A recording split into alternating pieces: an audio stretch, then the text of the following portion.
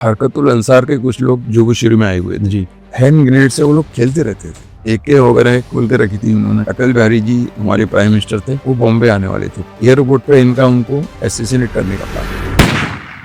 अकेले 112 एनकाउंटर्स किए इन्होंने। It's mister Pradeep Sharma. दाऊद, छोटा राजन, अबू सालिम, छोटा शकील, सारे गैंग्स के लोगों ने एनकाउंटर खत्म किया और बाद में बहुत बड़े बड़े केस किए। दाऊद मर गया है, खाली उसका नाम जिंदा रखा हुआ है। ये कहा था सच है। अच्छा, I want to ask for those encounters जहाँ वो सामने गोलियां चला रहे हैं, आप गोलियां चला रहे हैं और आपके लोग हैं। हम लोगों ने दिन में 12 बजे western express highway Mahananda dairy है तो बहुत जैम होगा, बहुत ट्रैफिक होगा सुबह। हाँ, ट्रैफिक में हुआ था सर। 3 टेररिस्ट हम लोगों ने न्यूट्रलाइज किए थे और वो लोग यहाँ से वाला साहब का जो घर है, तो ये लोग जो आए थे करणनगर में बाला साहब ठाकरे की हत्या के लिए आए।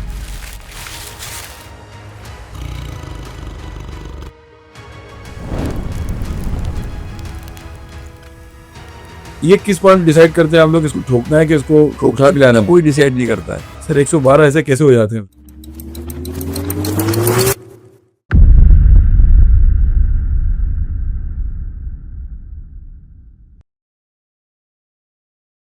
गुड इवनिंग दोस्तों, एजेड फाइल्स में आपका स्वागत है। आज आपकी मुलाकात मैं आपको एक ऐसे मेहमान से मिलने वाला हूं जो लोगों से आमतौर से मिलते नहीं हैं। जी हाँ, उनका क्लेम टू फेम है अंडरवर्ल्ड को सिंगल हैंडली फिनिश करना। Yes, you guessed right, it's mister Pradeep Sharma. अकेले 112 एनकाउंटर्स किए इन्होंने, जो भारत में किसी पुलिस अफसर ने नहीं किए अब तक। इन्हें टीम ने किए होंगे, स्टेट ने पूरे मिलकर किए होंगे, लेकिन अकेले आदमी ने 112 एनकाउंटर आज तक पूरे भारतवर्ष में किसी ने नहीं किए जो इन्होंने किए हैं। दाऊद, छोटा राजन, अबू सालिम, छोटा शकील, सारे गैंग्स के लोगों ने एनकाउंटर में खत्म किया और बाद में बहुत बड़े बड़े केस किए हैं। आज हमारी मुलाकात मिस्टर शर्मा से है। नमस्कार शो साहब, थैंक यू वेरी मच, आपने हमारे शो में आना स्वीकार किया और थोड़े से सवाल थे आपके बारे में। बट बिफोर आई स्टार्ट, ये हुसैन उस्तरा का बहुत आजकल चल रहा है। ये आपका खबरी था ना हुसैन उस्तरा? कौन था उसके बारे में बताइए ना। हुसैन वस्त्रा बोलते थे, वस्त्रा। अच्छा, वस्त्रा हिंदी में बोलते हैं। अच्छा, तो बॉम्बे की वस्त्रा मराठी में बोलते हैं। हाँ, वस्त्रा मतलब बॉम्बे में वस्त्रा बोलते हैं, मुंबई में। अच्छा, हुसैन वस्त्रा बेसिकली मेरा इन्फॉर्मेंट था। जी। बेसिकली वो पुलिस का आदमी था, पुलिस का इन्फॉर्मेंट था। हाँ दाऊद के गली में रह के हाँ, दाऊद से दुश्मन लेने वाला इंसान था। बापू खोटे स्ट्रीट में। हाँ जी, मतलब वो विसिनिटी में रहता तो था। आपके कांटेक्ट में कैसे? आप यहाँ अंधेरी में थे, वो वहाँ डोंगरी में था। मेरे इन्फॉर्मेंट दुबई में भी है, पाकिस्तान में भी। पाकिस्तान में भी आपके इन्फॉर्मेंट? तो और पुलिस ऑफिसर जी अंधेरी में बैठता है, जी वो उसकी बैटरी के हिसाब से, मतलब उसको कम, मतलब ज्यादा टाइम उसका वेस्ट नहीं हो जी आने जाने में, इसलिए एक ऑफिस दिया होता है। देखो इस कहाँ भी जाता है, कहाँ भी ऑपरेट कर सकता है, जी पूरे भारत में कहीं भी ऑपरेट कर सकता है पुलिस ऑफिसर। अच्छा। मेरा हुसैन वस्त्रा जो साउथ बॉम्बे में था, जी, वो भी मेरा इन्फॉर्मेंट। तो कैसे उसको अपने इन्फॉर्मेंट बनाया, कैसे उसने आपके काम करना स्वीकार किया? बहुत लंबी स्टोरी है ये, इतनी बड़ी स्टोरी तो नहीं बताऊंगा, लेकिन कुछ लोगों को जी दाऊद ने मरवा दिया था, जी। तो उनके पीछे पड़ गया था। अच्छा, तो उनकी जो भी एक्टिविटीज होती थी सब आके मुझे बताता था, और भी 2 पुलिस ऑफिसर से उनको भी बताता था। जी। तो अभी जो विशाल भारद्वाज जी जो फिल्म बना रहे हैं ओ रोमियो, इसमें हुसैन उस्तरा का जो है मुख्य किरदार है और वो उसमें हीरो है। तो मैं वही कह रहा हूँ कि हुसैन उस्तरा सेम है, चूंकि वो मेरी कहानी से प्रेरित है। तो आप कुछ ऐसी बातें बताइए शायद आपको लगता है फिल्म में भी ना होंगी या मेरी किताब में भी नहीं थी, एकदम यूनिक काइंड ऑफ थिंग जो हुसैन उस्तरा के बारे में आपको याद हो। हुसैन वस्त्रा एकदम वायलेंट था। अच्छा, मतलब उसका nature, he was very much aggressive. हाँ मतलब कोई इंफॉर्मेशन भी देनी होती थी जी तो चुपचाप धीरे धीरे बात करते हुए नहीं देता था। हाँ। एकदम एग्रेसिवली बात कर, नहीं सर ऐसा होगा, ऐसा होगा, ऐसा होगा, अच्छा, ये ऐसा है तो ऐसा ही है, हाँ। ये टाइप का था वो। लोगों को कत्ल करना, लोगों की हत्या करना बहुत आसान था उसके लिए क्या? नहीं, वो खुद ऐसा पढ़ा कोई क्रिमिनल नहीं था। अच्छा उसके कुछ लोगों का दाऊद ने मर्डर करवा दिया था, जी। तो उनके पीछे लगा था। तो उसने कोई केस, कोई छोटे शकील की वजह कोई बड़ा केस सॉल्व करने से आपको हेल्प किया उस तरह ने? अभी सबके सामने तो बताऊंगा नहीं, लेकिन पुलिस डिपार्टमेंट के लिए वो एसेट था। एसेट था। इतनी आसानी से मर कैसे गया वो? उसको जो है कैसे मरवा दिया दाऊद ने? उसको बेसिकली दाऊद ने शकील को बोला, छोटा शकील ने अपने लोग गली में भैया हाँ फर्स्ट फ्लोर पे रहता था वो, हाँ ग्राउंड और फर्स्ट। जी तो जो मारे गए थे, जी जिन्होंने उसको मारा था, जी उसमें से कुछ कॉन्स्पिरेटर्स मैंने पकड़े थे, जी। आरिफ मिर्जा वगैरह ऐसे टाइप। जी जी उन्होंने मुझे बताया था कि कैसे कैसे प्लानिंग करके उसको मारा, और फिल्म में देख लेना, अच्छा ज्यादा मजा आएगा। आई थिंक फिल्म में कुछ अलग तरह से उन्होंने बताया, वो फिल्म में मरता नहीं है, वो ही is like there in the movie as a hero, so I think they would be just inspired from some stuff, ऐसा है। हाँ, लेकिन उसका मर्डर हो गया था। अच्छा, घर में उसको गोली मारी थी। अच्छा, तो ये आपके पाकिस्तान और दुबई में आपके इन्फॉर्मेंट्स कैसे बना लिया आपने? सब जगह इन्फॉर्मेंट्स हैं।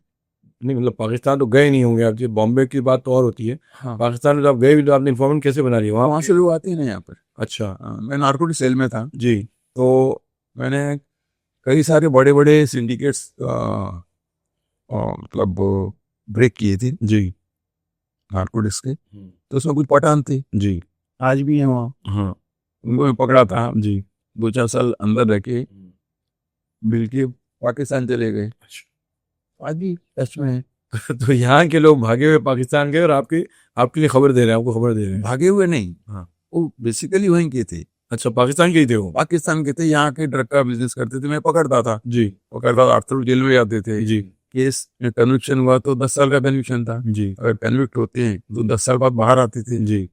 फिर सलाम दुआ करके मेरे से चले जाते थे, तो टच में रहते थे। अब पाकिस्तान जाके आपसे टच में क्यों है? मैं पुलिस में था तब की बात बता रहा हूँ, अच्छा अब मैं पुलिस में नहीं हूँ। अच्छा हाँ, तो कुछ न कुछ इनपुट चाहिए, जी सगोला का टेलीफोन डायरेक्टरी चाहिए, हाँ कुछ चाहिए, हाँ, हेल्प करते थे वो। कॉल कर दे देंगे, आपको पहुंचा देंगे अब तक। हाँ, मतलब आप ट्रेड सीक्रेट्स जो है डिस्क्लोज नहीं करना चाहते हैं आप?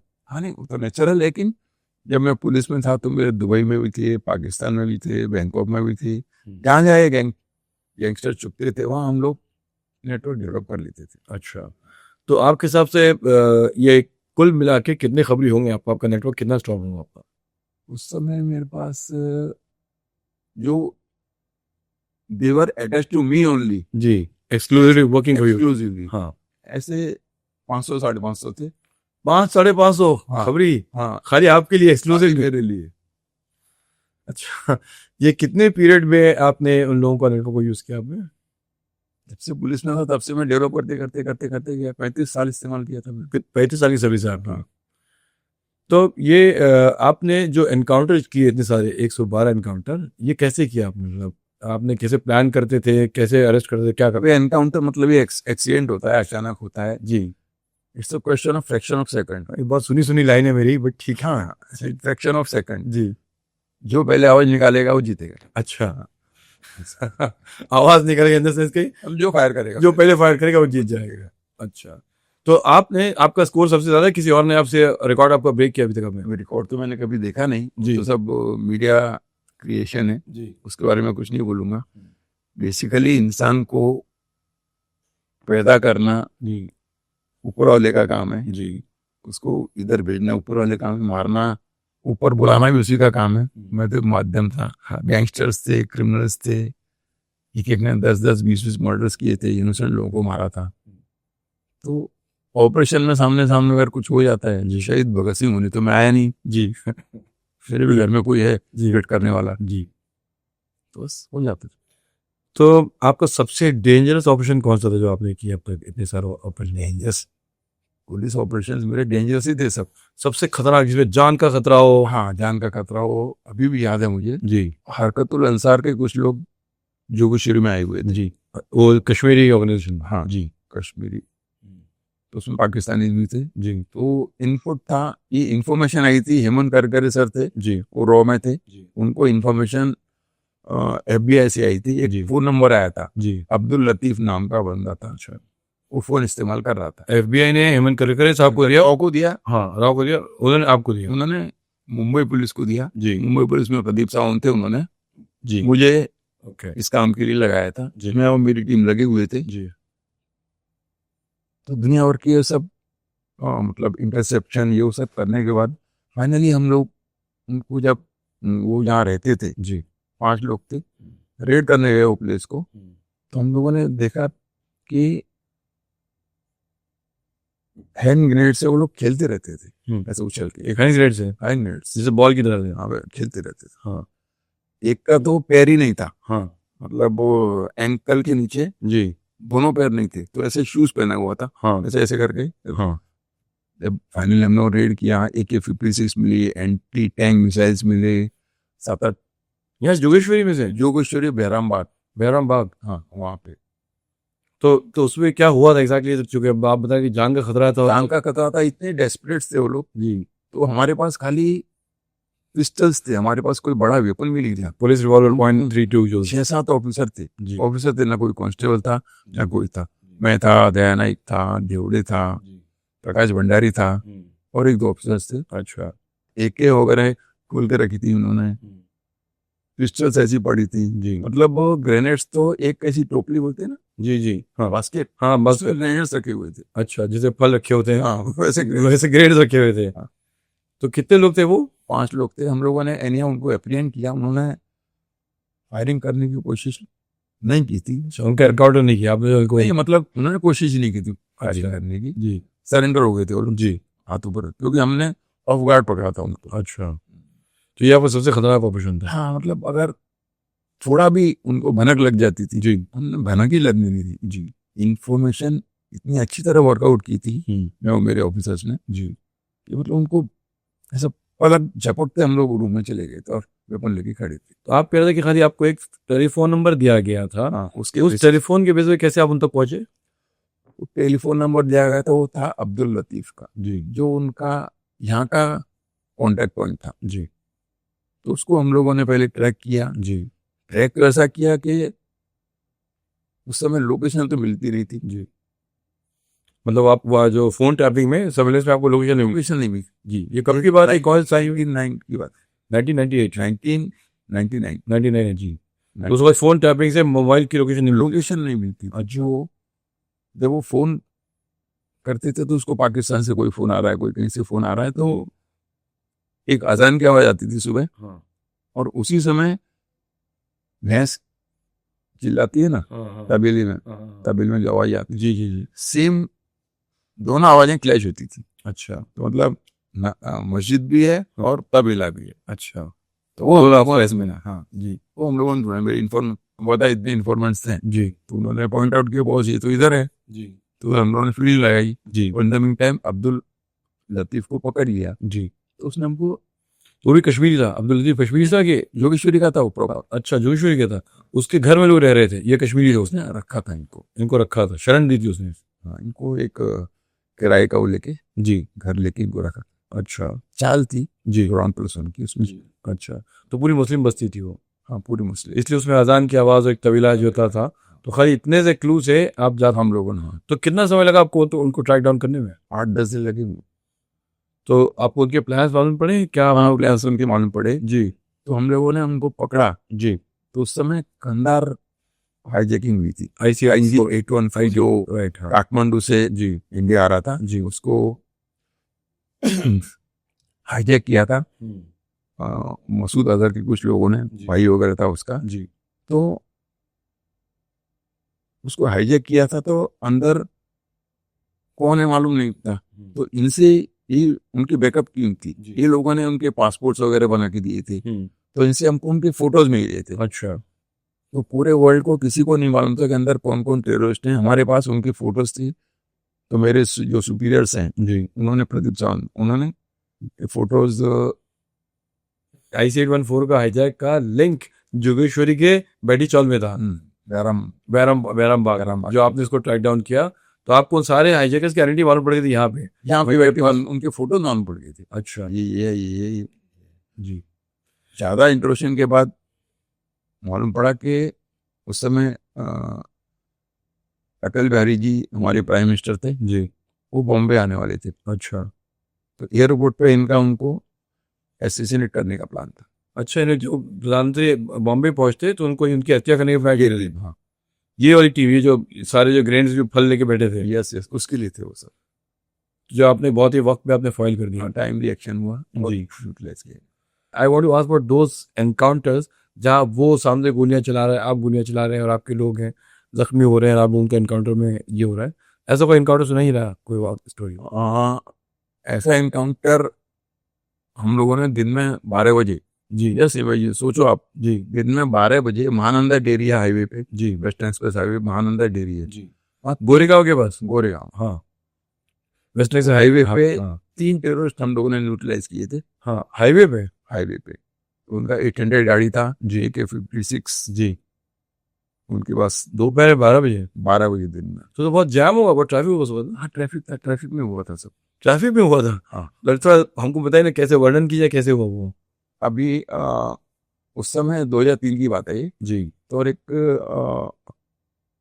मुलुंड ट्रेन ब्लास्ट हुआ था, जी उसमें कुछ काफी सारे लोग जी हाँ मारे गए थे। जी। तो उसमें ये लोग इन्वॉल्व थे। ऐसी इनपुट साकिब नाचन का नाम था उसके अंदर, साकिब नाचन, हाँ मुलेट ट्रेनर। हाँ। जी जी तो ऐसी इनपुट एजेंसीज को मिली थी, एजेंसी ने हमको बताया, तो हम लोगों ने इनको ट्रैक किया। तो वहाँ ये लोग आने वाले थे, मुमरा से स्टार्ट किया था, मुमरा में रहे थे। तो हम लोग फॉलो करते करते यहाँ आए, इनको इंटरसेप्ट करने की कोशिश की, तो उन्होंने फायर की। अच्छा। तो जो और भी कार्रवाई हम लोगों ने, जी इनके पास भी ग्रेनेड्स, AK-56, उसमें 2 पाकिस्तानी थे जी और एक इकबाल वनी, हाँ। कश्मीर का। एक कश्मीर में 2 पाकिस्तानी, और वो आपसे पूरा वाकई या गोदे साउथ इंडिया का कमांडर था उसमें से। अच्छा, कश्मीरी जो था? नहीं जी पाकिस्तान का। अच्छा, तो पूरी साउथ इंडिया का पूरा ब्रिगेड वो लीड कर रहा था? हाँ, और वो लोग यहाँ से वाला साहब का जो घर है जी, बैंड्रा कलानगर में। कलानगर में, वहाँ जाने वाले थे। वहाँ तो ये लोग जो आए थे कलानगर में बाला साहब ठाकरे की हत्या के लिए आए थे? हत्या के लिए आए थे। अच्छा। तो उनको हम लोगों ने वहाँ न्यूट्रलाइज किया था जी दिन में 12 बजे, जस्ट इमेजिन। अच्छा। हाँ, मैं बुलेट प्रूफ मैंने पहना था, जी दयाना ने बुलेट प्रूफ पहनी थी। जी। दोनों के मुझे 3 गोली लगी थी, उसको 1 गोली लगी। 3 गोली लगी थी आपको? हाँ, बच गए थे हम लोग। अच्छा। आपको क्या डिफरेंस लगता है अंडरवर्ल्ड के शार्प शूटर्स में और ये टेररिस्ट लोग जो आपको आगे गोलियां चलाते हैं आपके साथ, क्या फर्क पड़ता है? अंडरवर्ल्ड के भाड़े के लोग होते हैं, जी, वो पैसे के लिए क्राइम करते हैं। जी। ये लोग जुनून होता है इनमें। अच्छा, कभी लग जाते हैं? हाँ हाँ, कमिटेड, ज्यादा कमिटेड होते हैं, फिदाइन लोग होते हैं। अच्छा। पाकिस्तान से यहाँ आके ये सब करना, उसके लिए बड़ा जिगरा चाहिए। जी तो उनको न्यूट्रलाइज करना सबसे बड़ी बात है, न कि अंडरवर्ल्ड के लोगों को। उनका तो इनकी तो इंफॉर्मेशन भी नहीं मिलती, क्योंकि इनकी इंफॉर्मेशन अगर तुमको निकालनी है तो तुम्हारे इन्फॉर्मेंट्स अक्रॉस द बॉर्डर चाहिए, जी तब इनकी इंफॉर्मेशन आएगी। या तुम्हारा कोई स्टेट एजेंट चाहिए, जी नेटवर्क चाहिए स्टेट एजेंट्स का, जो इनको घर देते हैं, जी वो कभी तुमको बताता है। जी और अंडरवर्ल्ड का तो मैंने बताया 450 तो मेरे पर्सनल इंफॉर्मेंट थे, जी। बाकी जो कमाई थे वैसे तो बहुत थे। तो ये जो आपके इन्फॉर्मेंट्स थे, ये आपसे आपको इन्फॉर्मेशन देते थे, तो मेरे 2 सवाल हैं एक्चुअली। पहले आपने डेवलप कैसे किए थे सारे नेटवर्क? मतलब इतने सारे पुलिस वाले हैं, आपने अकेले ने कैसे एक्सक्लूसिवली इन्फॉर्मेंट्स को अपने पेरोल पे कैसे रखा? ये क्या किया आपने? मैं पुलिस डिपार्टमेंट में आया था 1984 में, माहिम में मेरी पोस्टिंग थी। जी तो मैंने मेरे सीनियर इंस्पेक्टर ने बताया था कि तू नाम कमा, बोले हाँ। तो पहले नेटवर्क डेवलप कर। अच्छा। तो उसने पहले मुझे पिक पॉकेट का एड्रेस दिया था, जेब कतरे का? जेब कतरे का एड्रेस दिया था। जी मालूम नहीं गया, मैं उसको लेके आया, उसका इंटरव्यू किया, तो उसके जो एसोसिएट्स थे जी उनको लेके आया। ऐसे करते करते मुझे उस समय 84 लिमिटेड जो अंधेरी से चर्चगेट जाती है, 81 लिमिटेड, ये सब बसेस थी, जी उनमें कौन कौन पॉकेट मार ऑपरेट करता है ये मुझे मालूम था। I was only police officer. 1 साल में मैंने डेवलप किया था। 84 के अंदर ही आपने पूरा जितने हाँ। उनका सिंडिकेट गैंग्स हैं पॉकेट मार मालूम थे। अच्छा, तो कहीं बड़ी अगर कोई पॉकेट मारी गई किसी नहीं, हाँ। तो मेरे सीनियर इंस्पेक्टर को फोन आता था, अरे तुम्हारे उसको पूछो, बोले अच्छा कौन कौन है, बोले जी जी मतलब ये वैसे डेवलप हुआ है। जी। अच्छा, तो जेब कतरों से फिर आप आगे बढ़े? 4 लोग को पकड़ा है तो एक को छोड़ दिया। अच्छा, तो वो इन्फॉर्मेंट बन जाता है। जी। तो ये तो जेब कतरे थे ना 84 में? जेब कतरी रॉबर बन जाते हैं। हाँ, अगर उनको कोई पकड़ने आता तो हमला करते हैं, वस्त्र निकालते हैं जी, ब्लेड निकालते हैं जी। किसकी दांत में ब्लेड होता है, किसके गाल में ब्लेड होता है, निकालते हैं, उससे अच्छा होता है, डिफेंस करते हैं। जी। तो then I am coming to hardcore underworld organised gang कि ये जेब कतरे तो छोटे मोटे नहीं, जो यही फिर आगे इंफॉर्मेशन के लिए मुझे दाऊद इब्राहिम की थोड़ी जरूरत है। हाँ ये सब अंडे पिल्लर लोगों की जरूरत होती है, अच्छा वही देंगे इन्फॉर्मेशन। जी। तो आपने फिर एक पर्टिकुलर गैंग को इसके बाद टारगेट किया दाऊद इब्राहिम को, खाली उसकी गैंग को लोग क्यों मारा आपने? ऐसा क्या प्रॉब्लम था उस गैंग के साथ में आपका? बहुत से दूसरे भी थे। देशद्रोही थे इसलिए मारा था हमको। अच्छा, खाली एक ही गैंग के? 93 के बाद, बाकी सारे गैंग देशभक्त थे? 93 में ब्लास्ट कराया उन्होंने, जी जी मुंबई सीरियल ब्लास्ट। जी जी तो उसके बाद हम लोग इंस्ट्रक्शन ही थे इनके पीछे पड़ो। जी। तो दाऊद के कितने लोगों को मारा हो आपने? दाऊद के जितने में मारे हैं उसमें से 60-70% मारे हुए। 60-70% मारे। तो मेरा दाऊद सवाल, मतलब वही राजन भी उसके साथ था, हाँ, बट बाद में राजन के लोग, समय गौली भी था उसके साथ। आप यू गोइंग सॉफ्ट एंड छोटा राजन, ऐसा कहा जाता है कि राजन के बारे में आप उतना ज्यादा नहीं जाते थे, उसको देशभक्त गैंगस्टर समझ आता है। Is it true? नहीं, ऐसा भी नहीं, क्रिमिनल होता है, जी ऐसा कोई वो नहीं है। जी। तो अभी आपने एक देशद्रोही था, तुमने कहा उसको ज्यादा मारे नहीं, उन्होंने ब्लास्ट कराया था ना, राजन को ब्लास्ट तो कराया नहीं था। जी, बट गैंगस्टर तो वो भी था। ऑन द कॉन्ट्री छोटा राजन ने, जी जिन्होंने ब्लास्ट किया था, जी। ब्लास्ट में एक्यूज थे, पकड़े गए थे, उनको भी मारा है, अच्छा, उनको भी मारा है, जी जी, मारा से मामला के लोग जो बेल पे आए थे उसको मारा। तो मारा है। बट क्या फिर छोटा राजन आपका खबरी था? Was he also your? नहीं नहीं नहीं, अभी डॉन को खबरी बना के तुम लोग कोई ऑपरेशन कर ही नहीं सकते हो। भाई क्योंकि दाऊद के खिलाफ आपको इन्फॉर्मेशन देगा ना, तो शायद। नहीं नहीं नहीं, उसकी राजन की कहा है, राजन कहीं कोई तो भी कंट्री में छुपा हुआ बैठा होगा, जी, उसको यहाँ का क्या नेटवर्क होगा उसका? नहीं, उसके लोग हैं ना जो रोड लेवल के लोग होते हैं उसको। अरे उनको उनका गैंगस्टर्स का जो ऊपर अब बैठते थे, उनका फोन नंबर भी मार्केट में नहीं था। अच्छा, ताकि आप कैसे होता था? नहीं नहीं, मतलब मार्केट में नहीं था, हाँ तो कैसे लोग उनको इन्फॉर्मेशन दें? जी, बस उसके लोग वो अपने खास ग्रुपों को देता हुआ वो खुद फोन कर सकता था, अच्छा। उसको कोई कांटेक्ट नहीं कर सकता था। अच्छा ऐसा ही है, अभी शकील और दाऊद तो पाकिस्तान में बैठे हैं, जी उनका मार्केट में नंबर था। जी। तो ये कभी शकील और दाऊद ने आपको धमकी नहीं दी, कुछ आपको वार्निंग दी उन्होंने? धमकी देने की तो किसकी हिम्मत नहीं है, पहली बात, भले मैं पुलिस में हूँ या नहीं हूँ। और कुछ लोग पकड़े जाते थे, और मैंने ही कुछ लोग पकड़े थे, आरिफ मिर्जा वगैरह। हाँ, तो उन्होंने बताया कि तुम्हारी लड़की पिंक कलर के ड्रेस में थी, तुम यहाँ थे, जेबी नगर में थे, यहाँ थे, वहां थे, ये सब बकवास चलती रहती थी। मतलब आपको वॉच कर रहे हैं बेसिकली, आपको बता दें कि आपको वॉच किया जा रहा है। वॉच किया। आप होशियार रहिए। हाँ, तो आप घबराते थे, आपको स्ट्रेस होता था? अभी मुझे हुसैन भाई 150 साल जिंदा तो रहना नहीं है। करेक्ट हाँ? जी। तो इसलिए आप बोलते हैं ठीक है, जो होगा देखा जाए। जो हुआ देखेंगे ना। और एक बार तुमने ये पहन लिया ना जी वर्दी, जी। तो 90% डर तो तुम्हारा निकल ही जाता है। अच्छा, तो सारे पुलिस वाले थोड़ी करते हैं एनकाउंटर, या एंड्रॉइड पे नहीं जाते, बहुत लोग चुपचाप बैठते हैं। नेटवर्क होना चाहिए ना। अच्छा काउंटर मतलब क्या, एक गैंगस्टर को मैंने 10 साल ट्रैक किया था, उसके बाद मारा था। अच्छा, कौन था वो? रफीक डब्बा वाला, रफीक डब्बा वाला? 10 साल ट्रैक किया था उसको। 10 साल ट्रैक किया था एक गैंगस्टर को? डेली उसके लिए डायरी बनाई थी स्पेशल मैंने। अच्छा, कैसे करते थे उसको बताइए जरा। अभी सबके सामने नहीं बता सकता हूँ, लेकिन इतना ही बता रहा हूँ कि उसको अब तो मार दिया आपने उसको। नहीं 10 साल ट्रैक किया था उसको, मैं कैसे कैसे ट्रैक किया मुझे ही मालूम है। तो वो चीजें मतलब एग्जैक्ट ना बताइए, बट वी आर इंटरेस्टेड कि 10 साल एक पुलिस वाला किसी एक क्रिमिनल के लिए 10 साल कैसे उसका पीछा करता है। मेरा खाली थोड़ा सा इंटरेस्ट हुआ था। अभी ऐसा हो गया कि मेरा एक दोस्त है बिल्डर जी, हम दोनों कहीं खाना खा रहे थे, तो बिल्डर को तो उसको फोन आया जी, पैसे मांगने के लिए। तो ये डर गया, उसने फोन मेरे हाथ में दे दिया जी। मैं बोला प्रदीप शर्मा बोल रहा हूँ। हाँ तो क्या हो गया? बोले हाँ हाँ। तुम्हारे दोस्त को बोलो पैसा देने को। आपका नाम फिर डरा नहीं हो? नहीं डरा ना। अच्छा, रफी डब्बा वाला? हाँ, रफीक डब्बा वाला। हाँ। तो तुम पैसा लेता नहीं क्या? बोले हमको पैसा चाहिए। बोले हाँ। पैसा देने बोलो उसको। अच्छा, बॉम्बे में बैठा था? हाँ, नहीं बाहर था। अच्छा। मैं लगा आंडू तेरे को देख लूंगा। हाँ इतना बोला। बोले तुम क्या देखेगा? बोले हाँ। और 1-2 गाली दे दी मेरे को। अच्छा। मैं लगा आंडू तेरे को ठोकूंगा तो ठोकूंगा। 10 साल उसको जी डेली में जी। ट्रैक कर रहा था उसको। फोन पे कर उसका, उस फोन पे सर्विस। जो भी है उसके गर्लफ्रेंड कौन, उसका एडवोकेट कौन, फैमिली में कौन, टीचर कौन, सब। तो बाहर से फिर जब बॉम्बे आ गया तब आप ऑर्डर के बॉम्बे आ गया है? हाँ। फिर आपने उसको कैसे जीरो ही कैसे किया फिर? किया इन्फॉर्मेशन थे, नेटवर्क जी लगा के रखे थे। सोचो 10 साल में उसको कर रहा मैं वही सोच रहा हूँ जैसा क्या क्या किया हुआ आप उसकी गर्लफ्रेंड को उसके बारे में इतना नहीं मालूम होगा, मुझे मालूम था।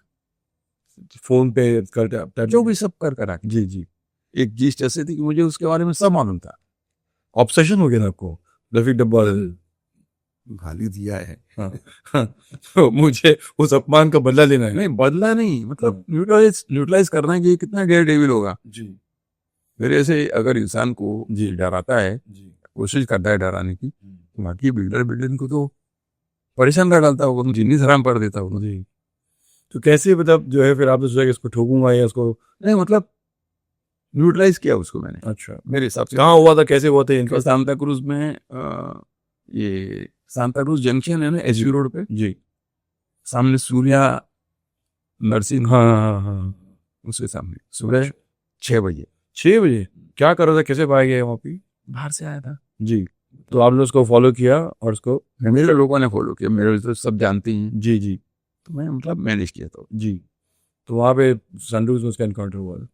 तो ऐसे कोई और कोई क्रिमिनल था जिसको आपने सालों फॉलो करके आपने उसका एनकाउंटर किया हो सादिक कालिया था, जी पूरा मुंबई क्राइम ब्रांच, जी पुलिस स्टेशन, जी बाकी एजेंसी उसको ढूंढ रहे थे। जी उसको मैं और मेरी टीम ने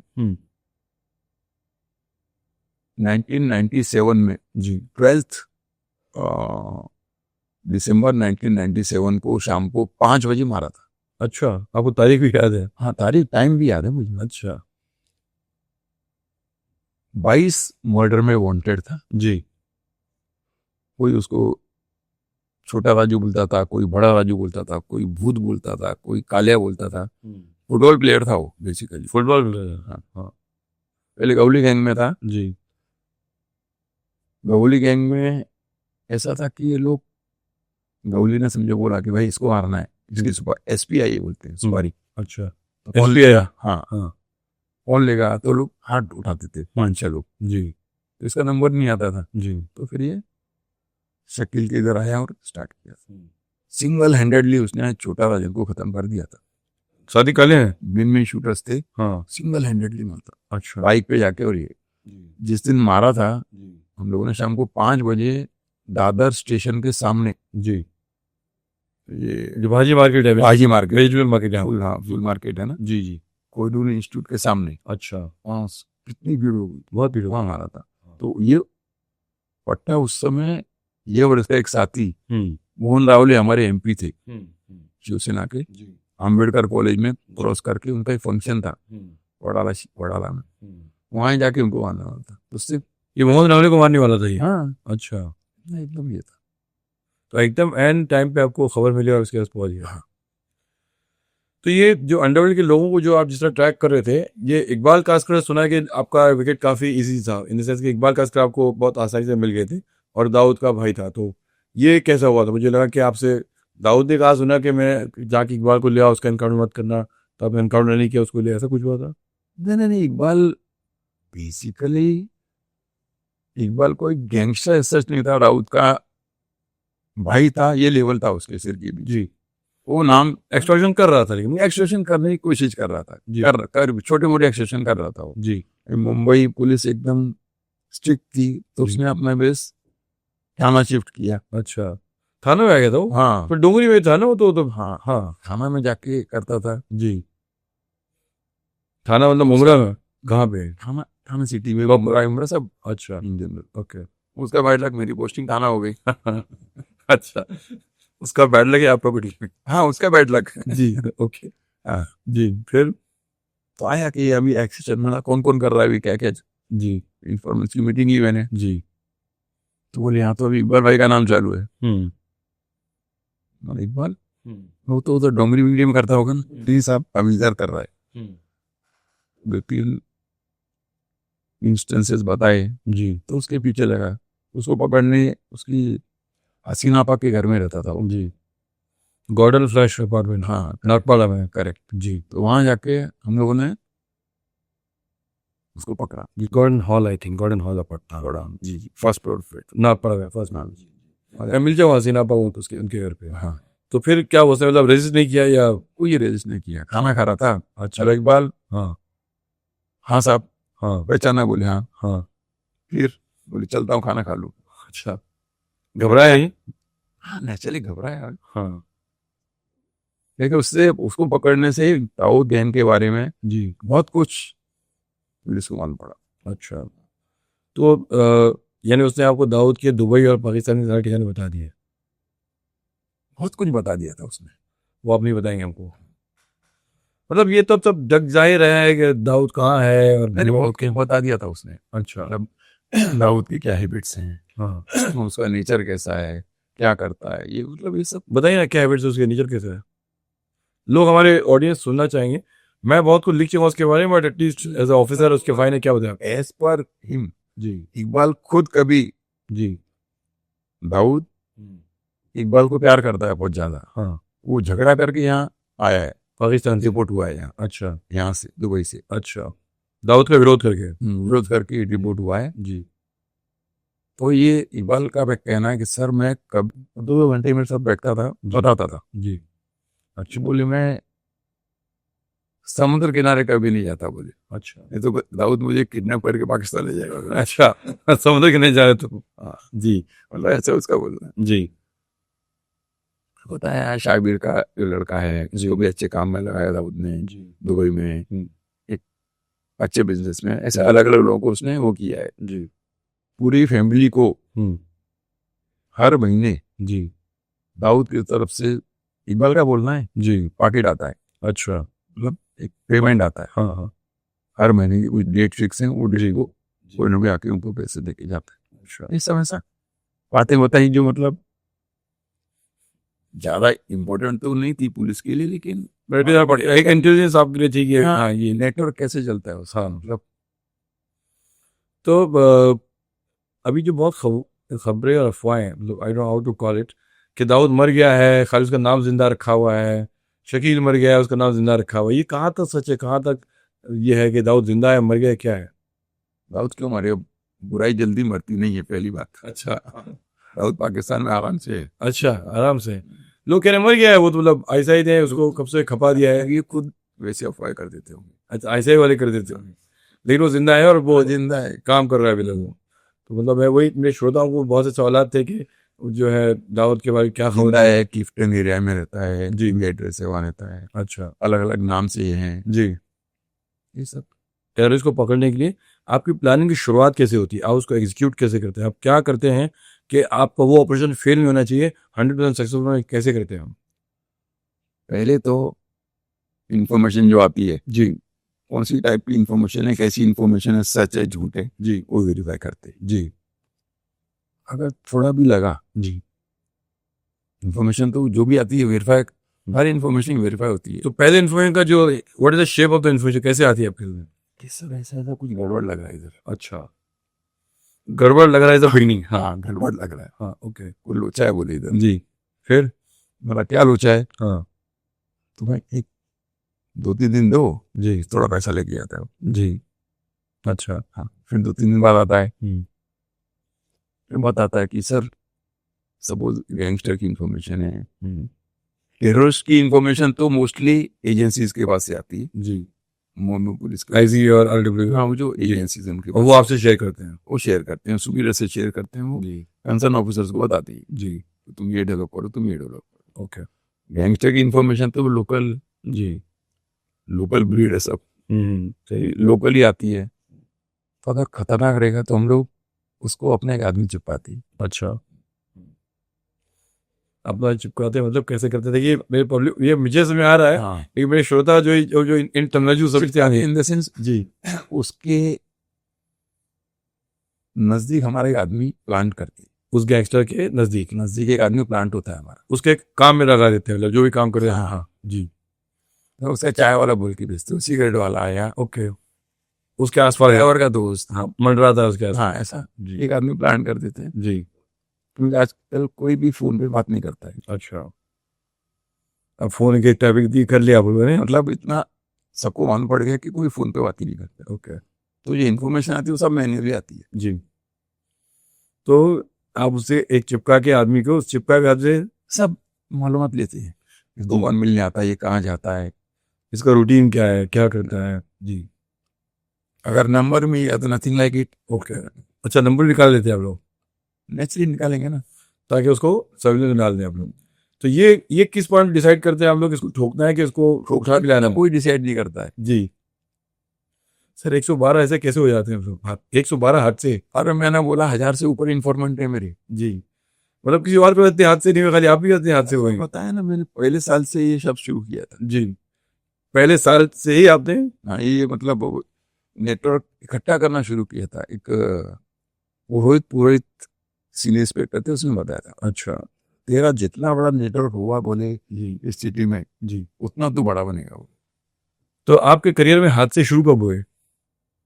पहला हादसा कौन सा था? I mean encounter. एनकाउंटर 1991 में मैंने एक एनकाउंटर किया था। 1991 में? हाँ यानी आज से तकरीबन 35 साल पहले। हाँ। तो कैसे हुआ? तो एनकाउंटर कहाँ किया था आपने? घाटकोपर में किया था। जी राजू और रहीम नाम के दो गुंडे थे। राजू रहीम जी। फिर? तो उनको वो किया था, मैंने यूटिलाइज किया था। तो कैसे कि वो कुछ बताए ना, वाकया क्या था?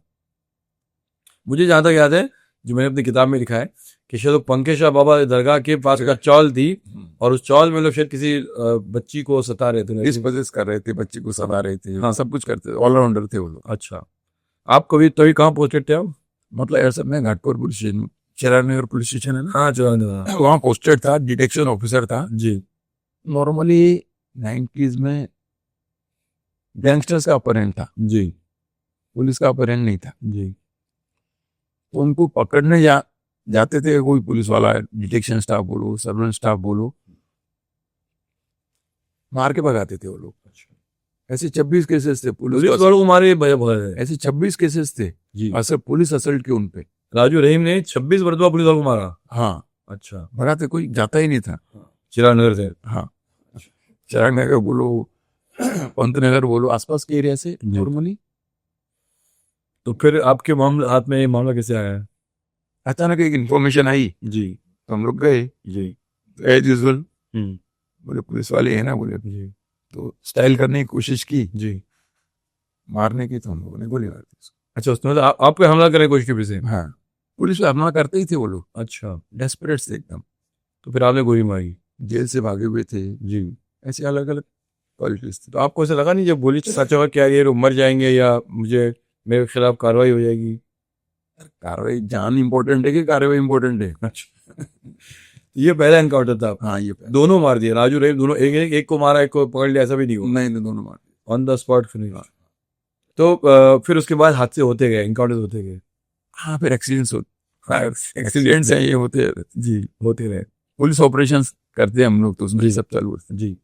तो आपने जो एनकाउंटर्स किए हैं, आपने अरेस्ट कितने किए टोटल? 112 एनकाउंटर? हजारों के ऊपर किए होंगे। कोई एक ब्राउजर में फिगर तो बताइए कितने अरेस्ट किए आपने? अभी एकदम प्रेसिडेंट से तो मैंने, हाँ यहाँ ने 1000 से ऊपर। सब दाऊद गैंग के? दाऊद, छोटा भाईजान, गौली। तो मतलब कहा जाए छोटा जन को आप थोड़ा इतना नहीं, ऐसा कुछ नहीं था। जी। तो बेसिकली आप जो आप दाऊद को खत्म करेंगे आप? गैंगस्टर होता है जी। तो ये खाली जो मेरे एक कॉन्सेप्ट में नहीं आ रहा अभी था, हम 3 लोग प्रोमिनेंट थे उस समय। जी। मैं था, विजय सालस्कर था, हाँ। और प्रफुल्ल भोसले था, जी। और आंग्रे था। हाँ तो ये सबको क्या होगी? हाँ, हम लोग दाऊद गैंग पे वर्क करते थे। अच्छा। विजय सालस्कर गौली गैंग पे वर्क करता था। प्रफुल्ल भोसले गौली प्लस अश्विन नाइक वगैरह जो है उन पे वर्क करता था। आंग्रे भी सेम। अंग्रेज थाने में एक फ्रीलांसर। अंग्रेज, हाँ थाने होने के अंदर जो लोगों को था। तो ये एलोकेशन कौन कर रहा था? ये एलोकेशन है जिसके एरिया में, अभी मैं, मेरी सर्विस वेस्टर्न सब में ज्यादा थी जी। यहाँ दाऊद गैंग की एक्टिविटी ज्यादा थी जी। तो मतलब इसलिए आपसे सालस्कर की पोस्टिंग वहाँ नागपाड़ साइड में थी, जी। तो वहाँ गौली, मतलब ऐसा नहीं कि हम राजाओं के भी कितने लोग मारे हैं मैंने। अच्छा कितने मारे आपने उसके? दुनिया भर के लोग। ये मटकर, अभी नाम भी याद नहीं। जी। मटकर विटकर कितने थे, कितने लोग को किया था उसमें मतलब मेरा जो ये सोचना था कि 1983 बैच के पुलिस ऑफिसर्स खूंखार क्यों थे? मतलब सब के सब गोलियां चलाने वाले, एनकाउंटर करने वाले, एनकाउंटर से कोई और बैच में इतने खूंखार ऑफिसर्स नहीं थे जो 1983 बैच में थे? नहीं, ये बात नहीं है जी। जो विजय साल से भी वही है, प्रफुल्ल भोसले उसी बैच का है जी। मैंने बताया ना, 90s में गुंडों का बोलबाला था जी। उनका अपहरण था। हम 84 84 में यहाँ आए, पहले पोजीशन, दूसरे पोजीशन करके बाद में क्राइम ब्रांच में सबकी पोस्टिंग हुई थी जी तो इनामदार साहब थे, उन्होंने क्राइम ब्रांच रिवैम्प की थी जी। हमारे जैसे लोगों को क्राइम ब्रांच में वो लिया। पहले जॉइंट कमिश्नर क्राइम थे। हाँ जी। उन्होंने लिया था। हम्म तो उस समय से ये सब स्टार्ट हुआ था। एनकाउंटर्स ने पकड़ना, न्यूट्रलाइज करना, जी। गैंग्स को ट्रैक करना प्रॉपर। तो फिर ये जो आप बता रहे हैं गैंग्स की जो भागी शेयरिंग जो हुई थी कि शेयरिंग नहीं बोले, मैंने बताया ना कि एरिया के हिसाब से, अच्छा वेंडा टू दईसर, हाँ, कि यहाँ जितने भी है उन सबको या तो खत्म करो या उनको खत्म करो, ऐसा कोई इंस्ट्रक्शन नहीं देता है। अच्छा वापस एक बार मैं क्लियर करता हूँ, ओके न्यूट्रलाइज करो। अगर तुम्हारे पे फायर करता है तो फायर करो, जी नहीं करता है तो पकड़ो। अच्छा। तो इस सारी चीजों में बड़ी इंटरेस्टिंग दोस्ती थी आपके विजय सावरकर की। हाँ, आपकी जोड़ी ने बहुत से लोगों को खत्म किया और फिर अचानक आप दोनों दुश्मन बन गए। दुश्मन नहीं बने, हमारे जो कॉन्फ्लिक्ट्स थे जी वो इन्फॉर्मेंट्स पे थे। जी। क्या कॉन्फ्लिक्ट थे, कैसे इन्फॉर्मेंट? मतलब मेरे पास कोई इन्फॉर्मेंट आ रहा है जी तो अच्छी इन्फॉर्मेशन दे रहा है। अभी जैसे ये इन्फॉर्मेशन मैंने वर्कआउट की थी, बहराम बाग वाली जो पहले बताया ना मैंने, जी हाँ हर IC8 हाँ वाली, जी। तो उसका जो एरिया के, वो एरिया का जो इन्फॉर्मेशन सब धम दिया था उसने। अच्छा विजय सावरकर ना हाँ, कि वो कैसे यहाँ आके करके लेके गया तुम्हारे एरिया में। अच्छा जोशीरी में, बट आप अंधेरी में थे तो जोशी तो आप ही का एरिया हुआ। हाँ लेकिन उसका भी था ना, वो गोरेगांव में रहता था। अच्छा वो मेरा था फिर।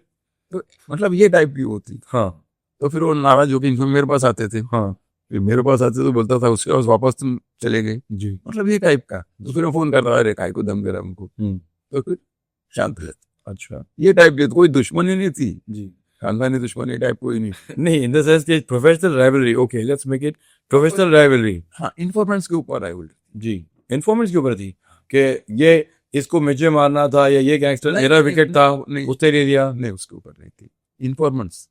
अच्छा हाँ, तो ये इन्फॉर्मेंट्स को फोड़ना, अपना साइड करना। जी तो चलिए मुझे खराब लगेगा ना, मेरा आदमी है, जी काम करते करते आदमी पॉजिटिव हो जाता है। हाँ, बट इन्फॉर्मेंट भी तो यही होता है ना कि ये भी पुलिस वाला है वो भी पुलिस वाला है। बेसिकली तो मैं मुंबई पुलिस की सेवा कर रहा हूँ इन्फॉर्मेशन देके, अब प्रदीप शर्मा की करूँ या विजय सावरकर की करूँ? अब ये आप जैसे लोग सोचते हैं, हम लोग सोचते हैं साला हमारा आदमी उधर क्यों चला गया। अच्छा, तो ये पर्सनल विक्ट्री की बात होगी ना। हाँ, मतलब पर्सनल वो नहीं, जी इन्फॉर्मेंट्स के ऊपर जो था जी कोई दुश्मनी ऐसा कुछ नहीं थी। हम लोग खाना भी खाते थे साथ में, चाहे हम लोग एक ही स्क्वाड के हैं। अच्छा 1993 में जब हम ट्रेनिंग में गए थे, जी एक ही स्क्वाड में थे, मैं, सालस्कर, पीटर लोबो, मतलब एसएस जो सर्विंग वाले ना, एक स्क्वाड के थे। एक ही स्क्वाड के थे। अच्छा, तो सारे उसी स्क्वाड से आप लोग ट्रेन होके आए थे? हाँ, ऐसे 12-13 स्क्वाड थे। जी इनामदार सर हमारे प्रिंसिपल थे। जी अच्छा, Nashik police academy police academy जी, तो वहाँ से स्ट्रिक्ट ट्रेनिंग दी थी उन्होंने। तो अगर ऐसा था तो आपको पता है कि आपकी और सालस्कर की प्रोफेशनल राइवलरी ने एक बहुत जबरदस्त जो है वर्टिकल डिवाइड जो है कर दिया था कि एक सारे पुलिस वालों को, एक जो सीनियर वालों का एक हिस्सा हो गया था, तो कोई आपकी तरफ था, कोई सालस्कर की तरफ था। फिर पत्रकारों का एक सेक्शन बढ़ गया था, जो कुछ सालस्कर के दोस्त थे, कुछ आपके दोस्त थे। फिर वकीलों का और जो न्याय के जो लोग थे उनका हिस्सा हो गया था। बिजनेसमैन जो है वो अलग हो गए थे कि कोई आपके साथ से, कोई सालस्कर, मतलब the whole city was vertically divided. कुछ लोग आपकी तरफ, कुछ विजय सालस्कर की तरफ। तो आपको लगता नहीं कि ये प्रोफेशनल राइवलरी से ज्यादा था? आप लोग like just going much beyond professional rivalry. कौन सुपीरियर होगा, कौन रूल करेगा? मैं नहीं मानता जी, ये सब मीडिया क्रिएशन था। अच्छा, नथिंग एल्स, कोई ऐसा कुछ नहीं था। सब अपने उनके लोग हिमायती थे, उनके दोस्त थे, उनके सपोर्टर्स थे। तो सपोर्टर रहते ही है ना, तो अच्छा काम किया तो फोन करते ही हैं। तो ये जो हुआ था, आपको लगता नहीं कि आप दोनों ने थोड़ा सा पुलिस को तकलीफ पहुंचाई अपनी राइवलरी से? ऐसा लगता नहीं आपको? मिल के अगर आप लोग लड़े होते तो ज्यादा बड़ी बात होती। तो मिलके तो लड़ रहे थे, इसलिए तो गैंग खत्म हो गई आज। सब अपना स्कोर बढ़ा रहे थे ना। नहीं, स्कोर कोई नहीं बढ़ा था जी, मतलब जैसे अब आप और Praful Bhosale I think he is the closest to you, second wicket जो एनकाउंटर उस समय इतना क्राइम था ना जी कि उसकी तरफ ध्यान था। जी अब कमिश्नर ऑफिस के सामने जी शीतल का जो शोरूम है, उसके भरत शाह। भरत शाह को दिवाली के दिन मार दिया था। अच्छा किसको अच्छा लगेगा? जी, ये बड़ा बिजनेसमैन है, कमिश्नर ऑफिस के सामने, तो सुपीरियर छोड़ेंगे हम लोग जी। तो आपको बाकायदा इंस्ट्रक्शन दिया गया था कि जाके आप लोग गैंग न्यूट्रलाइज करो, अच्छा खत्म करो इनको। जी खत्म मतलब एकदम ही ठोको मत, जी, न्यूट्रलाइज करो इनको। अरेस्ट करो या हाँ। मौका में अरेस्ट करो, जो भी है। हाँ, जो भी, इनको न्यूट्रलाइज करो। जी पब्लिक को डर नहीं लगना चाहिए, जी भय मुक्त सिटी होना चाहिए। जी ऐसा हमारे कमिश्नर थे, सबसे अच्छे कमिश्नर मैं मानूंगा आज की तारीख में, एमएन सिंह। जी उनका कहना था, हर मीटिंग में बोलते थे, भय मुक्त समाज चाहिए हमको। भाई फियरलेस सोसाइटी। हाँ, फियरलेस सोसाइटी चाहिए। जी। इतना पुलिस पे उनको कॉन्फिडेंस चाहिए। जी, तो उसके लिए जो भी कुछ हो, साम दाम दंड भेद जो भी हो सके करना चाहिए। न्यूट्रलाइज करो बोलते थे जी, ये। और वो खाली पुलिस को गोली चला के करना आता है। नहीं नहीं, पकड़ के भी मकोगा में कितने अरेस्ट किए, जी जैसे 8-8 साल अंदर रहते हैं। जी, उनके फाइनेंसर्स भी जाते हैं, उनके सिंपदाइजर्स भी जाते हैं। तो मैं खाली एक सवाल ये पूछ, जो विजय सावरकर जब शहीद हुए थे 26/11 में, तब आपको कैसा लगा? मतलब आई नो दुखी थे, but what was your reaction exactly, कैसा फील किया आपने? अरे, मरना नहीं चाहिए था ये आदमी। जी ये मेरी फर्स्ट एज है। जी, और बहुत ही मतलब आसानी से और विदाउट एक गन चलाए, मतलब एक गोली चलाए जो शहीद हो गए। तो how how are you affected, how are you badly shattered, क्या हुआ? स्पर ऑफ मूवमेंट पे ड्राइवर बन के उनका चला गया। हाँ, तो वही क्या, जो आदमी को गोली चलाने थे उसके हाथ जो है वो ड्राइविंग में फंस गए। लेकिन कोई था नहीं दूसरा ऐसा, जी, तो वो बैठ गया ड्राइविंग सीट। तो पुलिस के तो बहुत से ड्राइवर्स होते हैं, वो चले जाते हैं, सारा के हाथ खुले रहते मुझे नहीं मालूम है उस समय का, मैं था नहीं उधर, लेकिन मरना नहीं चाहिए था। हैं। अच्छा, ऑफ कोर्स वो तो नहीं बनना, किसी को नहीं बनना चाहिए था। तो मैं आपका खाली इमोशनल हालात जानना चाह रहा हूँ कि जो आपका प्रोफेशनल राइवल था, हाँ, इतना ज्यादा था, तो जब आपने टीवी पे जब उनके जो है शहादत में उसको सुना। घर पे गया, जी फ्यूनरल में गया, जी बाहर था, फ्यूनरल में गया, मैं घर पे गया। जी, ऐसा आदमी कैसे Vijay Savarkar, what kind of man was he? अच्छा था, इंफॉर्मेटिव था। जी, हाँ, शिकारी था वो। अच्छा, शिकारी था। व्हाट इज शिकारी मतलब? मतलब हंटिंग अच्छा, लोग मतलब जाके ढूंढ करके, इनके हाँ, न्यूट्रलाइज करता। न्यूट्रलाइज करता था। तो आपको जो दूसरे जो ऑफिसर्स आपने नाम लिए हैं, उनमें वो क्वालिटी नहीं थी जो विजय सावरकर में थी? ये क्वालिटी तो हर इंसान में होती है ना, जी, उसको अच्छी थी। तो बढ़िया बढ़िया ऑफिसर था, हाँ। हैंडसम था। अच्छा, ओके, बढ़िया था। जी मतलब 24 घंटे जी अगर कोई इससे मिलने जाता था, इसको मैं कैसे मेरा इन्फॉर्मेंट बनाऊं, जी, यही सोचता था। अच्छा, यानी जो आदमी से मिलेगा उसको मैं अपने करीब खबरी बना लूं, ये हो सकता कभी मतलब ये बैक ऑफ द माइंड रहता था उसके कि ये मेरे लिए काम करना चाहिए। है। अच्छा हाँ, और पॉजिटिव था वो अच्छा, इन्फॉर्मेंस के बारे में। जी, तो यानी जितने भी लोग मिले वो इन्फॉर्मेशन बन जाए और खाली उसी के बने रहे। Inform what is the definition of information? Informant आप इन्फॉर्मेंट मतलब क्या? जी अभी आप भी कल मेरे इन्फॉर्मेंट बन सकते हो। जी, कैसे हो सकता आपको हूँ? मेरा नेचर पसंद है कि आदमी मेरा नाम डिस्क्लोज नहीं करेगा, जी कॉन्फिडेंशियल रखेगा, जी तो आपको कोई इन्फॉर्मेशन मिलती है जी, तो नेचुरली मुझे दोगे। नहीं मैं इन्फॉर्मेंट नहीं बनना चाहूंगा, किसी का नहीं बनना चाहूंगा। आप ये गलत कह रहे हैं। नहीं नहीं, एक एग्जांपल बताया मैंने। अच्छा, आपका जो कैमरामैन है जी, वो हो सकता है। अच्छा, हाँ, वो आपसे दोस्ती करना चाहे तो शायद आप ही से निभा जाएगा। हाँ, तो आपको ऐसा लगता है कि आपके दोस्तों को बहुत तकलीफ होती है आपके दुश्मनों के साथ साथ, जैसे आपके जो करीब होते हैं वो भी तकलीफें आते ही है ना? जैसे आपके बहुत अच्छे अच्छे दोस्त थे, उनको मार दिया अंडरवर्ल्ड ने, तो कैसा लगा आपको? कैसा लगा मतलब कैसा लगेगा? इन द सेंस कि आपने उनको सिक्योरिटी प्रोवाइड नहीं की और वो आखिर जो है उनको अंडरवर्ल्ड का शिकार। काफी सडन हुआ ना सब। जी, जैसे अमजद खान एक आपका दोस्त था जो, हमजद खान था मेरा को, हाँ कुशल राज जैन था, जी, तो इन सबको सिर्फ इसलिए मारा कि वो आपके दोस्त थे, मेरे नजदीक थे। सिर्फ आपके दोस्ती की वजह से उनकी कीमत चुकाई गई। ये डराने के लिए, मेरे ऊपर तो अटैक कर नहीं सकते, जी तो मेरे दोस्तों के ऊपर करें, जी इससे लोग दूर हो जाएं। जी, ऑन द कॉन्ट्री उससे ज्यादा ही लोग आए मेरे पास। लेकिन जब दो लोग जो बेकसूर और बेगुनाह लोग थे, खाली आपके दोस्ती होने की वजह से उन्होंने वो कीमत चुकाई अपनी जान की वजह से। हाँ, आज भी मुझे इतना अफसोस होता है वो सोच के। जी उस कुशल राज जैन का कुछ संबंध नहीं था किधर भी, जी, मेरली मेरा दोस्त था। कहाँ हुई थी उसकी हत्या और कैसे हुई थी? माहिम, माहिम में।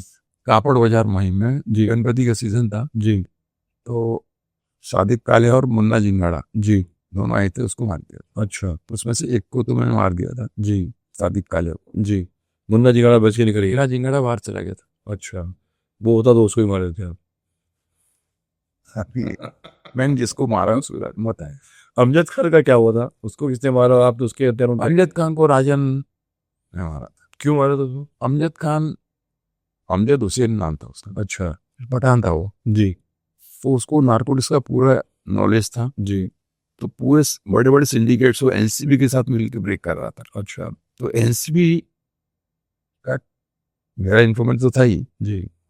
नारकोटिक्स की इंफॉर्मेशन वो एनसीबी को देता था, नारकोटिक्स कंट्रोल ब्यूरो को। अच्छा।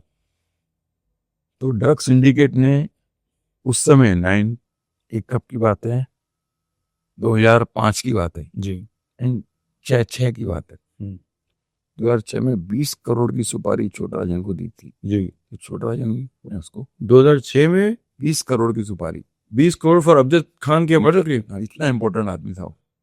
20 करोड़ की सवारी भी होती थी, कभी होती है। तो फिर मारा किसने उसको? छोटा इनके लोगों ने, क्या नाम से उनके, नाम बताया आपको? अब्बास वगैरह थे, अच्छा। यूपी से बुलाई थी। यूपी से बुलाए थे। तो 20 करोड़ को मिलेगी, खाली इससे वादा किया था उसने? इसको ये जो हथियारे थे अमजद। प्यारों को नहीं, हाँ। राजन को ड्रग सिंडिकेट ने, अच्छा, ड्रग सिंडिकेट ने 20 करोड़ छोटा राजन को दिए हाँ, इसको मारने की। एलिमिनेट करने की। अच्छा। ड्रग जो सिंडिकेट थे बड़े बड़े, जी जी जी जी उन्होंने इकट्ठा मीटिंग की जी और राजन से कांटेक्ट किया, जी तुमको इतने देते हैं, इसको मारो, जी। हमको खत्म कराए। अच्छा।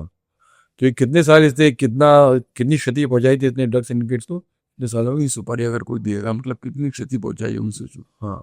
तो यानी वही मैं कि over a period of years उसने सैकड़ों करोड़ों का उनका नुकसान पहुंचाया हुआ, जो उन्होंने सोचा कि उसको 20 करोड़ देके इसको लिक्विडेट कर दें। तो फिर आप उसके लोगों को नहीं मार पाए, मतलब उन्होंने सबको पकड़ा, मैंने सबको पकड़ा आपने? सबको मैंने ही पकड़ा था। सबको? मैं अभी नगर पुलिस स्टेशन में था, जी तो सबको उस समय पकड़ा था। जी बड़े बड़े अच्छे अच्छे वेपन्स मिले थे। जी। वेपन से मिले थे आप? हाँ ठीक है, मौका में अरेस्ट हुए सब लोग। हाँ। तो राजन ने 4-5 टारगेट दिए थे जी। वो लोगों को। जी। एक तो टारगेट था जीजे हॉस्पिटल के यहाँ एक मेडिकल स्टोर है, तो उसने पागल ने ऊपर ही अपना होर्डिंग लगा के रखा था। किसने? होर्डिंग थोड़ा बहुत पॉलिटिकल राजन ने?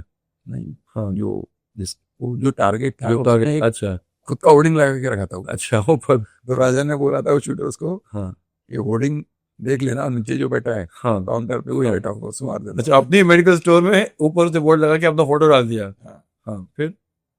तो बड़े बच गया वो, बच गया? कैसे बचा वो? पकड़े मैंने। यानी कि आपने अमजद को मारा तो मैंने 6-7 लोगों को पकड़ा था, जी तो सब इकट्ठे हुए थे। जी। तो इंट्रोगेशन में ये सब आया था। तो बाकी लोगों की हत्याएं आपने अवॉइड कर दी, Avoid। मतलब इस चीज से? तो उसको आपने समझाया वो मेडिकल स्टोर वाले को, भाई क्या कर रहा है, अपनी मौत को खुद दावत दे रहा है? तो मुझे नाजिम रिजवी के केस का पूछना, चोरी चोरी छुपी चुप चुप, वो कैसे, क्या किया था आपने, वो कैसे किया? नाजिम रिजवी एक छोटा सा प्रोड्यूसर था जी। मतलब फिल्म में से कोई फिल्म बनाई नहीं थी इससे पहले, पहली फिल्म थी उसकी? छोटी मोटी ट्राई किया होगा लेकिन इतनी। जी तो वो शकील के कांटेक्ट में गया था, जी तो शकील से फाइनेंस करवाया था। तो जी। शकील ने XYZ लोगों को बोला, उसको फाइनेंस हुआ, जी फिल्म बनाई उसने। जी। फिल्म चोरी चोरी छुपी पूरी फिल्म बनी? हाँ। जी। तो आप उनकी फिल्म बनने दी, आपको तो पता चल रहा होगा ना लोग? नहीं नहीं, पता चलने के बाद शकील का फोन इंटरसेप्शन का रखा हुआ था, जी। उसमें आने लगा। अच्छा, क्या क्या सुन रहे थे आप उसके अंदर? यही सब, ऐसा कर वैसा कर, ये बना, ये भी फोन करता था, इसका फोन रखा, इस पे फोन पड़ने लगा। जी। इसके फोन में मतलब आपने ट्रैक करते मालूम पड़ा आपको? तो उस भरत शाह भी वैसे ही उसमें अरेस्ट हुआ था? वैसे अरेस्ट हुआ था। तो व्हाट वाज ही डूइंग, उसका उसका क्या काम था? फाइनेंस बोलते हैं। जी। बट देन व्हाट वाज, मतलब कुछ मालूम नहीं पड़ा एग्जैक्टली उसका रोल क्या था? रोल तो ये लोग बताते नहीं है, जी। लेकिन कनेक्टेड था वो भी कनेक्टेड था और नाजिम रिजवी भी कनेक्टेड था? वो तो बात ही करता था शकील से। अच्छा। शकील इंस्ट्रक्शन पे फिल्म बनाता था। बट सुना वो सीधा मतलब ऐसा कुछ अंडरवर्ल्ड में कोई टशन दिखाना है, कुछ करना तो नहीं था? नहीं, प्रोड्यूसर था ना वो, हाँ। आर्टिस्ट था वो तो। आर्टिस्ट था। तो मतलब वो लोगों से अच्छे से रहता था सुना है, ऐसा जो लोग भाईगिरी दिखाते हैं। नहीं नहीं, वो टाइप का नहीं हाँ, तो भाईगिरी आदमी नहीं था वो। नहीं। हाँ, तो वो बेसिकली ऊपर के इंस्ट्रक्शन पे काम करता था। काम करता है, मतलब उनका मोहरा था वो मोहरा। कि एक आदमी को सामने खड़ा करके उससे काम कराया जाए। तो फिर उसके बाद और कोई फिल्में बनाई क्या अंडरवर्ल्ड ने चोरी चोरी के बाद में?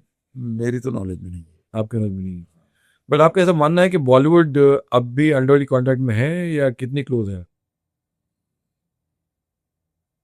अभी तो 6-7 साल से मैं हूँ नहीं पुलिस में। जी। बट तब के आपको कितना कहा? ये तो सब कॉर्पोरेट आ गए ना। जी। नहीं, जब थे तब के मैं पूछा था कि वो लोग को इस बात का भय नहीं था कि पुलिस को मालूम पड़ जाएगा, फोन सुन लिया जाएगा, उन पे नजर रखी जा रही है, एक्सीडेंट हो रहा है? अगर किसी ने अंडरवर्ल्ड की मदद ले ली जी। तो फिर वो उनके कंट्रोल में रहता। अच्छा।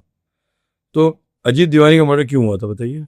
अजीत दीवानी का मर्डर, ये मनीषा कोइराला का सेक्रेटरी था जी तो उस समय अबू सालिम का दुकान बहुत जोर से चल रहा था। अच्छा दुकान है हाँ जी ये किसको भी फोन करे वो पैसे देता था। जी बाद में इतना उसका खौफ हो गया था इंडस्ट्री में, जी उसने कैमरामैन को भी नहीं छोड़ा था, उससे भी एक्सटॉर्शन किया था। फिल्म के कैमरा में तो हाँ, अच्छा इतना मतलब इंडस्ट्री के बीच हाथ धो के पड़ गया था हाथ धो के पड़ा था। हाँ और गुलशन कुमार का मर्डर हुआ उसके बाद तो जी उसको लेफ्टिनेंट बोलते थे, लेफ्टिनेंट। किसको अबू सालिम जी तो उसके लोगों ने फोन उठाने बंद कर दिए।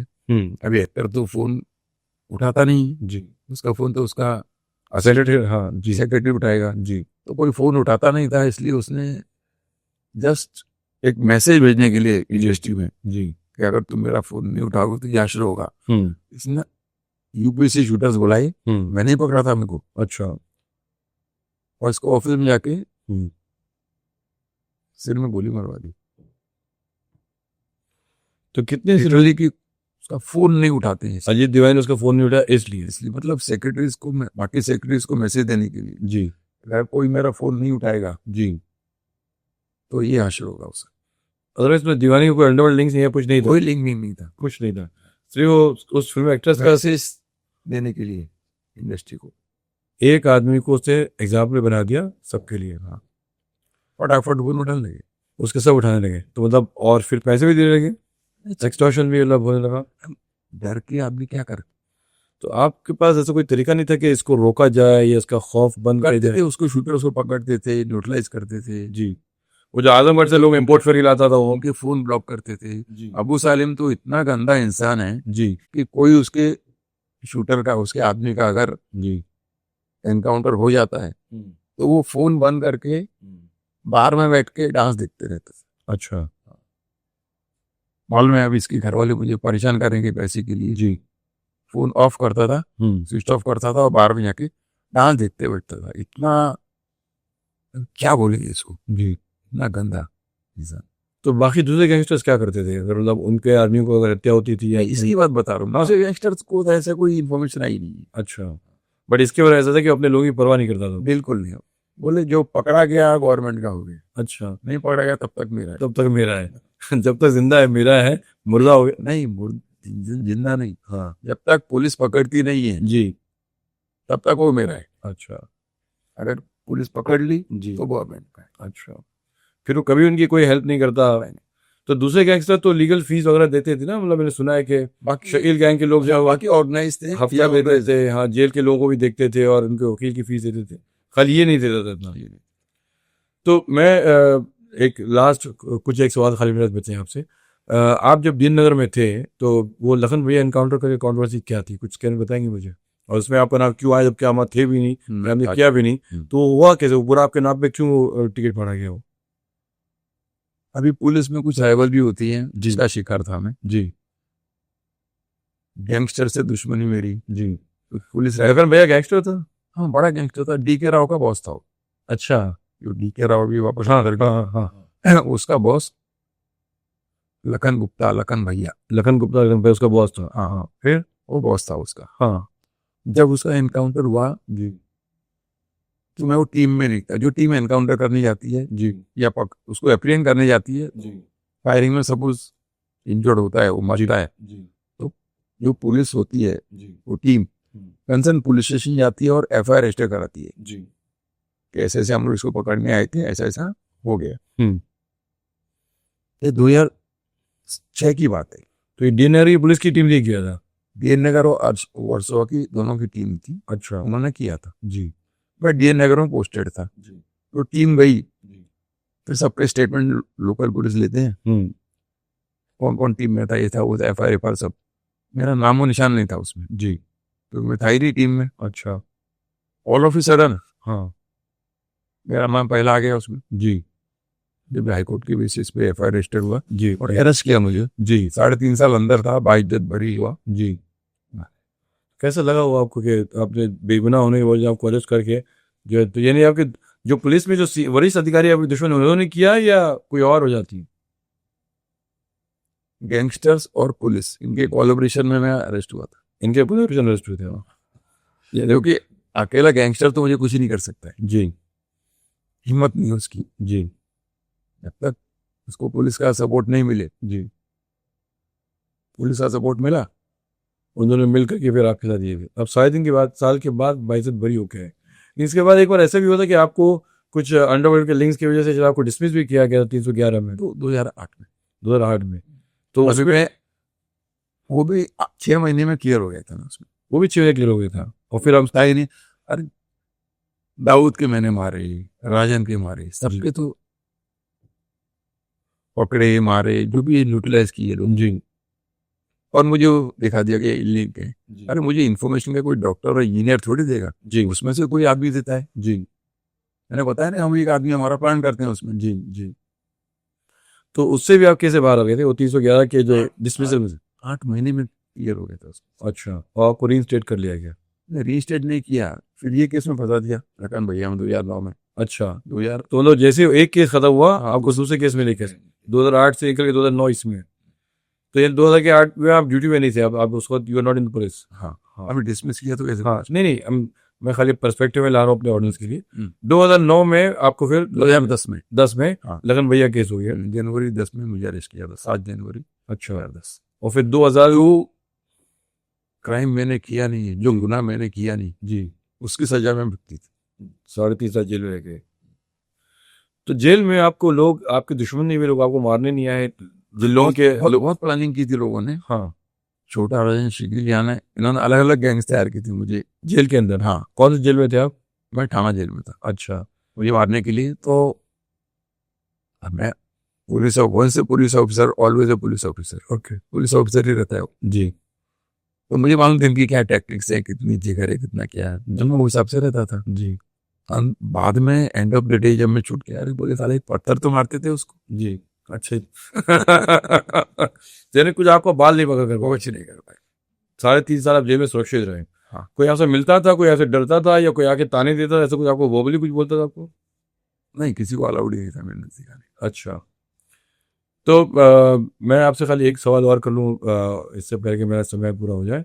साकिब नाचिन के समय में सुना कि आपको काफ़ी एम्बेरसमेंट हुआ था, आप पड़गा गए थे, तो वहाँ के लोगों ने आप लोगों को आप पे हमला किया था और आपको मार करके कपड़े फाड़ के आप लोगों को भेजा था, ये बात कहा था? कपड़े वगैरह तो नहीं फाड़े थे। क्या हुआ, साकिब नाचन बॉम्ब ब्लास्ट जी जो हुआ था, ट्रेन बॉम्ब ब्लास्ट मुलुंड में, जी उसमें इन्वॉल्व था। जी तो मैं और मेरी टीम गई उसको पकड़ने, पकड़ के हम लोग ला रहे थे। जी तो देखा तो सामने 200-250 लेडीज बुरखे में जी और रास्ता रोक के खड़ी है। अच्छा 16 कार्बाइन थी मेरे पास। जी तो है नाचन को बोला, नाचन क्या करूं बोल। हाँ,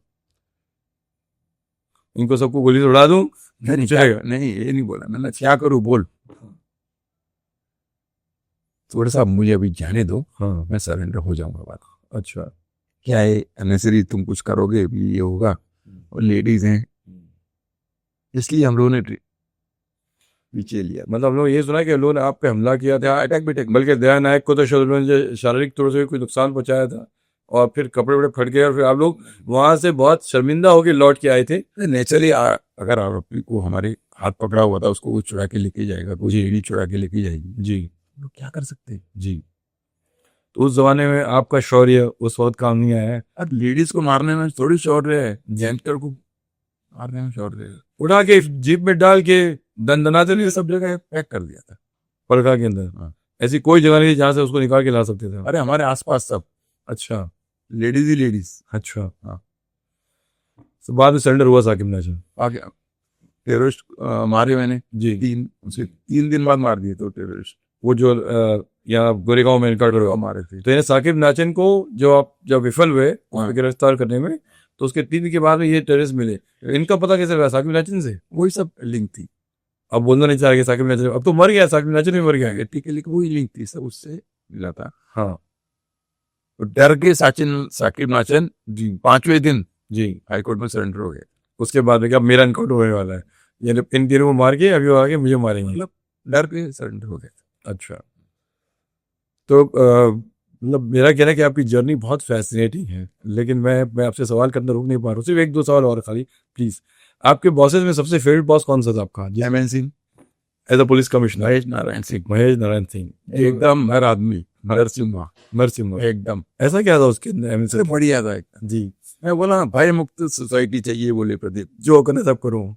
जो मतलब जो तुम्हारे दायरे में बैठता है वो सब करो। जी, तो वो अभी से अच्छा कमिश्नर महेश नारायण सिंह एमएनसी। अच्छा। और डीसीपीज में कैसे, जो आपके जिसको आप रिपोर्ट के इमीडिएटली आपकी रिपोर्टिंग में थे? Naturally obviously Pradeep Sawant. अच्छा, हाँ। Why Pradeep Sawant? 24 hours available था वो आदमी, दो फूल लेके। अच्छा, 24 घंटा। 24 आवर्स अवेलेबल। तो वो मतलब उनका ऐसा क्या था इन दोनों का? चलिए आपने एमएनसी के बारे में बता दिया, प्रदीप सावंत ने क्या खास था जो आपको फेवरेट बहुत था वो? बोला ना 24 आवर्स अवेलेबल, एक रिंग पे फोन उठाने वाला हमारा, रात के 2 बजे हाँ। ईमेल कभी भी? Immediate decision. इसलिए आप, ऐसा कोई दूसरे डीसीपी नहीं होते हैं? ये अलग ही था। ये अलग था। जबकि मेरा ये तो आईपीएस भी नहीं था, मतलब बहुत से लोग आईपीएस लोग भी जो ऐसे नहीं होते जो, आईपीएस मतलब है 2 किताब ज्यादा पढ़ ली आईपीएस बन जाते हैं। तो वो लोग तो अपने आप को एलीट समझते हैं कि हम लोग एलीट लोग हैं। जो भी है। मेरा एक लास्ट सवाल ये है कि आपकी वाइफ ने और आपके बच्चों ने कभी आपसे कहा नहीं कि आपको ये काम नहीं करना चाहिए, छोड़ दिए, या हमको आप जो अखबार में आपके चीज़ें आती थी, कॉन्ट्रोवर्शियल चीज़ें आती थी, तो they were never affected psychology, they never said कि आप अब इस जॉब में क्यों हैं, छोड़ दीजिए, कुछ और करिए, ऐसा कभी कहा नहीं कि आपसे? मेरी वाइफ के फादर जी, एयरफोर्स ऑफिसर थे। जी, मिसेस स्वीकृति शर्मा। हाँ, आपकी वाइफ से स्वीकृति प्रदीप शर्मा, स्वीकृति के फादर एयरफोर्स में ऑफिसर थे जी। 2 वॉर उसने देखी है। अच्छा, हाँ, उसके फादर ले रहे थे, वो घर में थी। 2 वॉर देखी है। बहुत से 2 वॉर देखे मैंने 71 पाकिस्तान के साथ। हाँ, और कोई तो एक वॉर जी, देखिए हम। जी, उसके फादर ने 2 वॉर लड़ते थे, एक देखा है अच्छा, 71 का, जी, और जो भी। जी, तो उसको ये सब आदत है। मतलब रूटीन रिव्यूज है। हाँ, यूजुअल था, कोई वो नहीं था। जी, और गैंगस्टर्स को पहले तो एक फैक्ट होता है कि घर वालों को हार्म नहीं करेंगे। जी, आगे जाके कुछ कर दिया तो उनके घर वाले भी यहाँ है ना। अच्छा। तो कोई आपको जब फोन में रक्त रंजित आपको घर पे आते हुए देखती थी, तो कुछ आप उनको क्या बोली, क्या हुआ प्रदीप, कैसे हो, मतलब ये सब कैसे हुआ? घबराती नहीं थी? पहले पहले तो लगा, बाद में फिर she got used to it. आपके बच्चों ने कभी बना नहीं किया आपको? बच्चे तो छोटे छोटे। अच्छा। आप पे कोई फिल्म बन रही है या कोई बनाई जा रही है आपकी कहानी पे? अभी अब तक 112 फिल्म बन रही है। अब तक 112? हाँ, अब तक 56 बस बनी थी, हाँ, सीक्वल उसका डबल है। अब तक 112। वो आपकी कहानी पे बेस्ड है? तक 112 रहेगा। अच्छा। अब तक 56 आपकी कहानी में थी कि किसी और की कहानी पे थी? वो हमारी पूरी टीम जो सीआईयू की टीम थी जी। उसमें थी। तो ये फिल्म कब बनने वाली, कब आने वाली है? अब चल रहा है प्रोसेस में। अब आप क्या कर रहे हैं रिटायरमेंट के बाद में? मेरा फाउंडेशन पीएस फाउंडेशन है जी, हमारी, 2 एम्बुलेंसेस हैं जी, तो मेडिकली लोगों को हम हेल्प करते हैं जी, 2 एम्बुलेंसेस में एक एक एमबीबीएस डॉक्टर होता है जी, मेडिकल स्टाफ होता है अच्छा, फ्री मेडिसिन हम लोग देते हैं जी, एरिया में जाके दिन में 4 कैंप डेली हम लोग लगाते हैं रोज? रोज कहाँ के कैंप होते हैं, क्या होता है इसमें?